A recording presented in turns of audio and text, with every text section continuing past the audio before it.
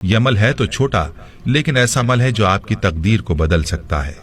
بہت ہی آسان عمل ہے جسے مرد حضرات بھی کر سکتے ہیں اور عورتیں بھی کر سکتی ہیں۔ یہ عمل کیا ہے اور اس کی طاقت کیا ہے، اس حوالے سے آپ کو نبی کریم صلی اللہ علیہ وسلم کے دور کا ایک واقعہ سناتا ہوں۔ پیارے بھائیوں اور میری بہنوں، آپ نے اس ویڈیو کو بغیر اسکپ کیے دیکھنا ہے تاکہ آپ اس عمل کو اچھی طرح سے سمجھ سکیں۔ روایات میں آتا ہے کہ نبی کریم صلی اللہ علیہ وسلم نے اپنے ایک صحابی سے پوچھا کہ کیسے دن گزر رہے ہیں، تو صحابی نے عرض کیا، یا رسول اللہ صلی اللہ علیہ وسلم کیا بتاؤں، بہت ہی مفلسی اور غربت کے دن ہیں۔ بچپن میں ہی والدین فوت ہو گئے اور زندگی میں تنگیاں ہی دیکھیں، کوئی آسودگی نہیں دیکھی۔ نبی کریم صلی اللہ علیہ وسلم اپنے صحابی سے باتیں کر رہے تھے کہ حضرت جبریل علیہ السلام تشریف لائے اور آپ صلی اللہ علیہ وسلم کو یہ اطلاع دی کہ جس صحابی کے ساتھ آپ بات کر رہے ہیں اس کی زندگی کل ظہر تک ہے۔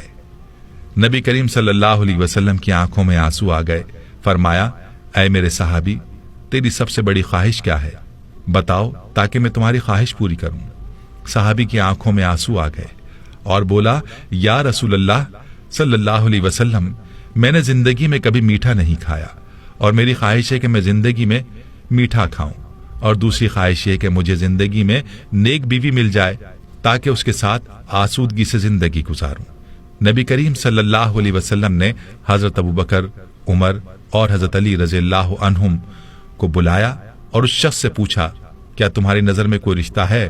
تو اس نوجوان نے کہا، میرے چچا کی بیٹی ہے جو خوبصورت بھی ہے اور نیک بھی، لیکن میری غربت کی وجہ سے وہ مجھے نہیں پوچھتے۔ تو نبی صلی اللہ علیہ وسلم نے اس کے چچا کو بلایا اور فرمایا کہ تم اپنی بیٹی کا رشتہ اس صحابی کو دے دو جو تمہارا بھتیجا ہے، اور فرمایا کہ میں نے اس کا نکاح تمہاری بیٹی کے ساتھ کر دیا ہے۔ اب اللہ کے نبی صلی اللہ علیہ وسلم نے صحابی سے کہہ کر اس صحابی کو شادی کا انتظام کروایا، اور حضرت ابو بکر صدیق رضی اللہ عنہ سے فرمایا کہ اس کے لیے میٹھا پکوائیں تاکہ صحابی کی میٹھے کی خواہش بھی پوری ہو سکے۔ یوں صحابی کی شادی ہو گئی۔ اس صحابی نے اپنا مکان پیش کیا، وہ صحابی اپنی دلہن کے ساتھ اس گھر میں چلے گئے، ان کو ضروری سامان بھی دے دیا گیا اور میٹھا بھی ان کے لیے پیش کیا گیا۔ اللہ کے نبی صلی اللہ علیہ وسلم نے ایک صحابی سے کہا، ظہر سے عصر تک اس گھر کے ارد گرد رہیں، اور جیسے ہی رونے کی آواز سنائی دے تو آپ صلی اللہ علیہ وسلم کو اطلاع دیں۔ وہ صحابی وہاں موجود رہے، لیکن کوئی رونے کی آواز نہ آئی، بلکہ خوشی اور ہنسنے کی آوازیں ہی سنائی دیں۔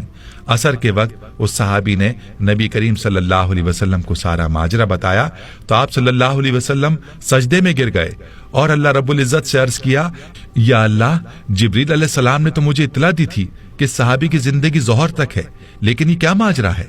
تو غیب سے آواز آئی، اے میرے حبیب، تقدیر میں یہی تھا کہ اس کی زندگی ظہر کے وقت تک تھی، لیکن جب آپ نے اس کی شادی کی اور اس کی خواہش پوری کرنے کے لیے اس کے لیے میٹھا بھی بھیجا تو رات کو یہ صحابی کھانا کھانے کے لیے اپنی بیوی کے ساتھ بیٹھا، ابھی کھانا کھایا ہی نہیں تھا کہ دروازے پر فقیر نے آواز لگائی کہ میں بھوکا ہوں، اللہ کے نام پر کچھ دے دو۔ تو صحابی نے بیوی سے اجازت لے کر وہ سارا کھانا اس فقیر کو دے دیا، اور وہ میٹھا جس کی وہ خواہش رکھتا تھا وہ بھی اس نے فقیر کو دے دیا۔ جب فقیر کو اس نے کھانا دیا تو فقیر نے دعا دی کہ اللہ تمہاری جوڑی سلامت رکھے اور تمہیں زندگی میں خوشیاں عطا کرے۔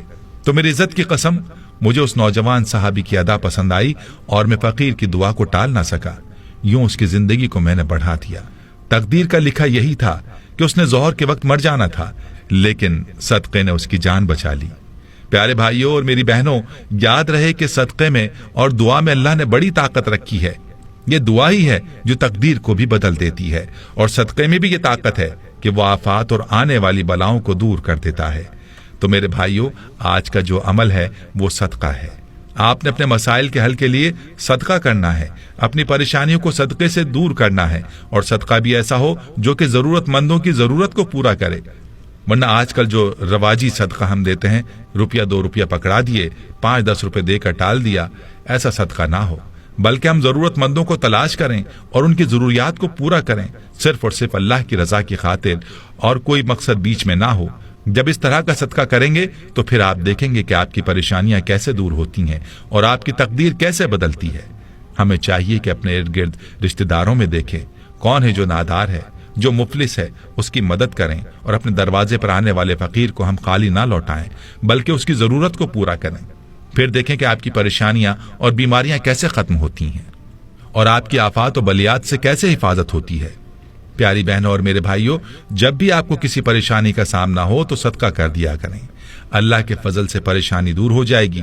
यहाँ आपको सदक़े के चंद फजाइल बताता हूँ, जरूर मुलाहिज़ा कीजिएगा। याद रहे कि सदका अल्लाह ताला के गुस्से को दूर करता है और बुरी मौत से बचाता है। जैसे कि अबू सईद खिदरी रजी अल्लाह ताला अन्हु कहते हैं, रसूलुल्लाह सल्लल्लाहु अलैहि वसल्लम ने फरमाया, पोशीदा सदका अल्लाह ताला के गजब को ठंडा कर देता है, सिला रहमी उम्र में इजाफा करती है, नेक अमल आदमी को बुराई के गड्ढे में गिरने से बचाता है। रवा बेहक़ी।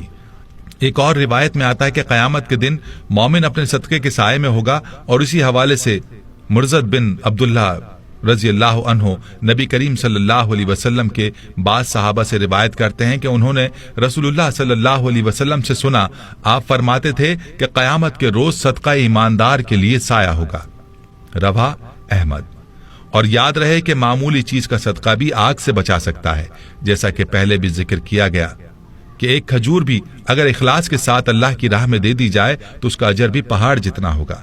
और अदी बिन हातिम रजी अल्लाह अन्हु कहते हैं कि मैंने रसूलुल्लाह सल्लल्लाहु अलैहि वसल्लम को फरमाते हुए सुना, जहन्नुम की आग से बचो, ख्वाह खजूर का एक टुकड़ा ही देकर बचो। बुखारी। दोस्तों, मालूम हुआ कि अल्लाह की राह में दी हुई एक खजूर भी इंसान को जहन्नुम की आग से बचा सकती है।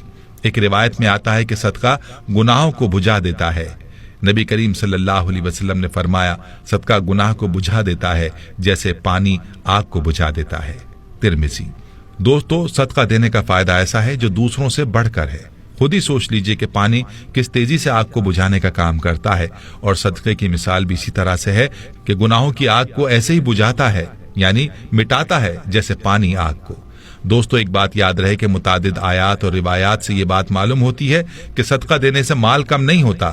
और इसी बारे में हजरत अबू हुरैरा रजी अल्लाह ताला अन्हु कहते हैं कि रसूलुल्लाह सल्लल्लाहु अलैहि वसल्लम ने फरमाया, सदका देने से माल कम नहीं होता, मुआफ करने से अल्लाह इज्जत बढ़ाता है और आजिज़ी इख्तियार करने पर अल्लाह मर्तबा अता फरमाता है।